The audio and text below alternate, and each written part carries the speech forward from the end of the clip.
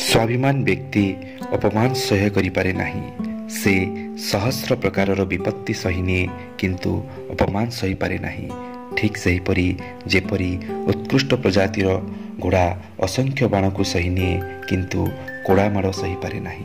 नमस्कार फ्रेंड, आज ओडिया रही चैनल को आपण मानकु स्वागत। आज आमे महान सन्थ सूरदास को जीवन एक घटना विषय जानिबा। महान सन्थ सूरदास थरे से हरिनाम गाई गाई जाउथिले। नेत्रहीन होइतिबा जोगु बाटरे एक गभीर कुआ मध्य पड़गले। निर्जन स्थान थिला। तांकु एही विपन्न परिस्थिति उद्धार करिबा पई आखपाखरे केउठी कौनसी व्यक्ति भी नथिले। से बराबर डाक छाड़ुथिले। ता सहित भगवत स्मरण भी करि चलिथिले। किछि समय परे जणे बालक कुआ भितरे प्रवेश करी तांकु सकुशल बाहर को करि आनिला। सेही बालकर पावन स्पर्श से चिन्हीगले जे सेही बालक आउ केही नुहे बरं तांकर आराध्य स्वयं भगवान श्रीकृष्ण, जी तांकु बंचाइबाकु आसिचंती। से तांको हाथ को धरी पकाइले। जिते कहिले भी सूरदास तांकु छाड़िले नहीं। भगवान गोटिए झटकारे तांको हाथ छड़ाई नेले और चली जाबाकु बाहरिले। एथिरे सूरदास कहिले, हाथ छड़ाए जा तो निबल जान के मोही, हृदय से जब जाओगे मर्द कहलाओगे तो ही।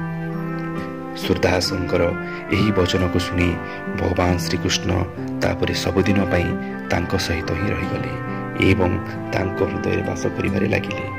यही कथानकरू स्पष्ट हेउछि जे आत्मरूप परमात्मा प्रत्येक प्राणीर हृदय रे अर्थात अंतःकरण रे निवास करंती। हृदय ही परमेश्वरंक निवास स्थान। तैतरीय उपनिषद रे कहा जाइछि, सहज यशोधंत हृदय आकाशः तस्मिन्नयं पुरुषो मनोमय अमृत हिरण्मय। अर्थात हृदय देशरे जेउ आकाश अछि ता भितरे विशुद्ध प्रकाश स्वरूप मनोमय अमृत पुरुष रहंती। सेथिपई हृदय को हृदय आकाश मध्य कहा जाइछि। हृदयर स्थिति परमात्मा को पाइबा ही आत्मज्ञान। हृदय कमल उपर स्थित आत्मा द्वारा ही शरीर समस्त कार्य संचालन होता है। ईश्वर को पाइबा प्रत्यक्ष दर्शन करने पाई सही स्थान अर्थात निर्मल पवित्र शुद्ध हृदय उपयुक्त। पवित्र अंतःकरण विशिष्ट व्यक्ति ही परमात्मा साक्षात्कार करती। अपवित्र हृदय रे ईश्वर तो थांती किंतु अपवित्रता कलुषता कलस्म आदि तांको परमात्मा को देखा दिए नहीं। पवित्र अंतःकरण युक्त सन्थ जन हृदय प्रेरित होई कर्म करती। सेथिपाई सेमानक कर्म को ब्रह्म कर्म कहा जाए। श्रीमद् भगवत गीतार भगवान श्रीकृष्ण कहिसंती जे मु सबु प्राणी हृदय रे रहिछि। सबु प्राणी हृदय क्षेत्र रे ईश्वर थांती एवं निजर माया द्वारा समस्त को मंत्रवत घुराई थांती। श्वेताश्वतर उपनिषद अनुसार सर्वव्यापी सर्वभूतांतरात्मा अर्थात मु सर्वज्ञ व्यापक शांत सनातन परमात्मा ही समस्त प्राणी अंतःकरण रे स्थित अटे। वस्तुतः ईश्वर आत्मरूपे समस्त प्राणी मध्य अछंती।